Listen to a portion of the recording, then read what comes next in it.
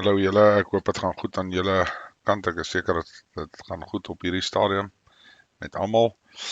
Ehm ja, vandag wil ek gou praat oor ons nou die vorige gesprek het ons so vinnig gepraat oor maar meestal tuintoerusting wat jy gaan nodig hê. So jy wel vir jou 'n tuintjie kan maak en ook seker maak dat elkeen verantwoordelikheid het. Daar gaan nie mense sit en kyk en die ander gaan al die werk doen nie. Dit gaan net nie so werk nie. Ehm So wat ek vandag net so vinnig op wil fokus, ek glo nie dit sal 'n baie lang een wees nie, maar pas op as jy begin kyk na julle prepping en goed aan te koop, pas op vir gimmicks. Nou ek is nie seker wat is die Afrikaanse woord daarvoor nie, maar ja, hierdie koopklap effek.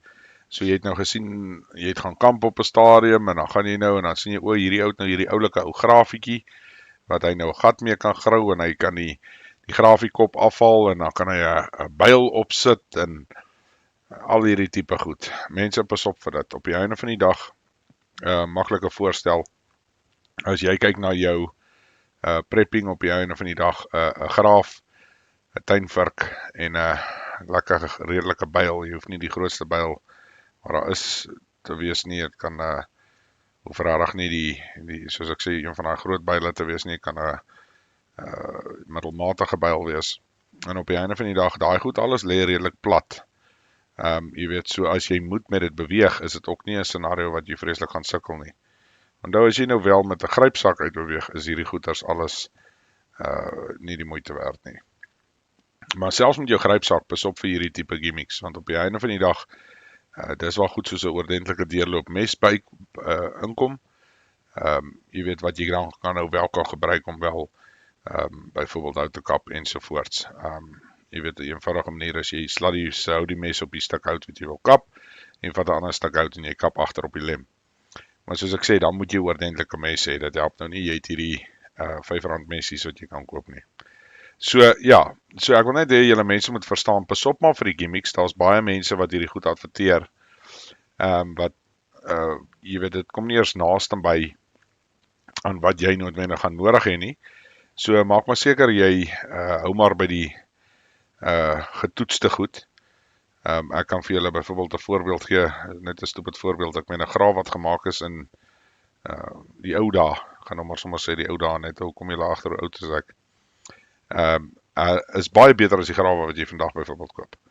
Maar ek meen as dan nou nie 'n ander keuse is nie, koop die graaf. Kry die tuinvark. Meeste mense behoort hierdie goed klaar in jou agterjaar te hê of in jou garage, waar ook al. En dis wat jy mag gebruik en dis wat jy prep, want op die einde van die dag, jy weet, nog 'n graaf, nog 'n vark, waar ook al jy opeindig, as jy groepeer, is net soveel beter. As jy dit nou al daar gaan bære, of kan bære, nog beter. Maar dit is maar die realiteit waarmee jy sit, want dit is wat jy dalk mee mag opeindig, om op die einde tuin te maak.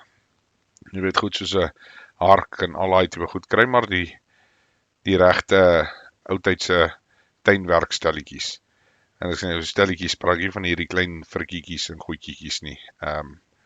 Jy gaan ook nie in 'n scenario sit waar jy byvoorbeeld iets soos potting soil gebruik om jou goed in te plant nie. Dan gaan nie sulke goed wees nie. Jy gaan jou eie moet maak. Jou eie komposhoop moet gemaak en gebruik ensovoorts. En as jy nie 'n komposhoop het nie, dan druk jy hom in die grond. Dit is nou maar die realiteit daarvan.